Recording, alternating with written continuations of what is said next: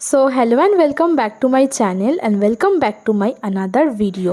চলো আজকে আমি তোমাদের সাথে আমাদের ট্রেন জার্নির লং ভিডিওটা ডিটেলসে শেয়ার করব। তোমরা তো অলরেডি আমার চ্যানেলের মিনি ভ্লগে দেখেই ফেলেছো যে আমরা বন্দে ভারতে করে ট্রাভেল করছিলাম, যাচ্ছিলাম আমরা কামাখ্যাতে। আর হ্যাঁ, যারা চ্যানেলে আমার নতুন তারা অবশ্যই চ্যানেলটা সাবস্ক্রাইব করে রেখো আর আমার মিনি ভ্লগগুলো চেক আউট করতে ভুলো না যেন। বন্দে ভারত স্লিপার ট্রেনটা মাত্র 1 মাস আগেই ওপেন হয়েছে আর আমরা 1 মাস আগেই টিকিটটা বুক করে রেখেছিলাম। হাওড়া থেকে ট্রেনটা ছাড়ছিল এবং নেক্সট স্টপেজ ছিল, মানে ফার্স্ট স্টপেজে ছিল ব্যান্ডেল। তো ব্যান্ডেল থেকেই আমরা উঠেছিলাম, যেহেতু আমাদের বাড়িটা ব্যান্ডেলে। তো উঠে প্রথমে কফি খেয়ে নিয়েছিলাম। ট্রেনের ফেয়ারে আমাদের রাতের ডিনার এবং মর্নিং টিটা ইনক্লুডেড ছিল। আদারওয়াইজ ট্রেনে তুমি যা খাবে তা আলাদা করে পে করে নিতে হবে। রাত 9টা বাজার আগেই আমাদের ডিনার এসে হাজির হয়ে পড়েছিল। ডিনারে ভেজ ননভেজ দুটোই অপশানই ছিল, তো আমরা অবভিয়াসলি ননভেজ অপশানটাই চুজ করেছি। ডিনারে ছিল প্লেন রাইস, ডাল, একটা মিক্স ভেজ, সেটা একটু ড্রাই ছিল, চিকেন আর একটা গোলাপ জামুন, আর ছিল একটা পরোটা। ভেজ মেনুতেও সেম ছিল, বাট চিকেনের জায়গায় ওখানে পনির ছিল।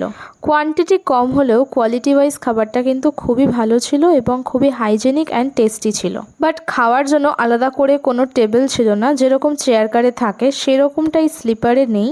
তো শোয়ার সিটে বসেই তোমাদের খেতে হবে। তো আমাদের আপারে সিট ছিল, আর আপার সিটগুলো না একটু স্পেসটা কম ছিল, বসতে একটু অসুবিধা হচ্ছিল। তো খেয়ে দিয়ে আমি আমার সিটে উঠে পড়েছি, আমার আপার সিটটা, আর এই সাইড আপার সিটটাও আমাদেরই ছিল। তো ওয়াশরুম থেকে আমি ভালো করে ফেস ওয়াশ করে এসেছি। ওয়াশরুমটা ভীষণই ক্লিন ছিল, তোমরা তো মিনি ভ্লগে দেখেইছো।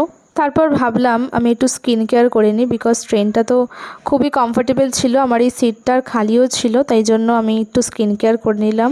বেডিংয়ের সব জিনিসপত্র আমাদের আগেই দিয়ে গেছিলো। 9:30টার মধ্যে আমাদের খাওয়া হয়ে গেছিলো এবং তারপর আমরা বিছানাপত্র পেতে শুয়ে পড়েছিলাম, বিকজ ট্রেনে আর কী বা করবো, কী করে সময় কাটাবো, তাই জন্য তাড়াতাড়ি শুয়ে পড়েছিলাম। এদিকে আমার বর নিজের বিছানাপত্র গোছাচ্ছে। ওর একটু বসতে অসুবিধা হচ্ছে, বিকজ আপারের সিটটা অনেকটাই কম ছিল আর একটু লম্বা চড়া মানুষ, তো তাই জন্য ওর একটু অসুবিধাই হচ্ছিল। তো এটা ব্ল্যাঙ্কেট দিয়েছিল, আর ব্ল্যাঙ্কেটের একটা ওয়ারও দিয়েছিল, আর ও কী করেছে, ওয়ারটা আগে গায়ে দিয়ে তারপর ওপর ব্ল্যাঙ্কেট গায়ে দিয়েছে। অবশ্য ব্ল্যাঙ্কেটটা ওয়ারের মধ্যে ভরাটাও সম্ভব ছিল না ওইটুকুনি স্পেসে, আর এসির জন্য হালকা একটু ঠান্ডা লাগছিল, নাহলে কিন্তু কম্বল গায়ে দেওয়ার দরকার পড়ে না। আমি অবশ্য কোনো ব্ল্যাঙ্কেট গায়ে দিইনি, এই ব্ল্যাঙ্কেটের ওয়ারটাই শুধু গায়ে দিয়েছি। ট্রেনে না আমার ভালোই ঘুম হয়, জানি না সবাই বলে ট্রেনে ঘুম হয় না, বাট আমার তো ট্রেনে ভালোই ঘুম হয়, বেশ অনেকটা টাইম আমি ঘুমাই।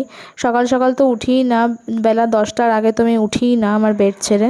বাট এইবারটা অনেকটাই তাড়াতাড়ি উঠে পড়েছিলাম, বিকজ আমাদের ট্রেন 9টার মধ্যে কামাখ্যা স্টেশনে ঢুকে গেছিলো। তো আমাদের তো আগে থেকে সব রেডি হয়ে নামতে হতো। সকালবেলা ব্রাশ করে নিচের সিটটা একটু বসেছিলাম এবং উইন্ডোটা খুলে এত সুন্দর একটা ভিউ দেখতে পাচ্ছিলাম, খুব ভালো লাগছিল। আর আমি এত ঘুমিয়েছি যে আমার চোখটা রীতিমতো ফুলে গেছে।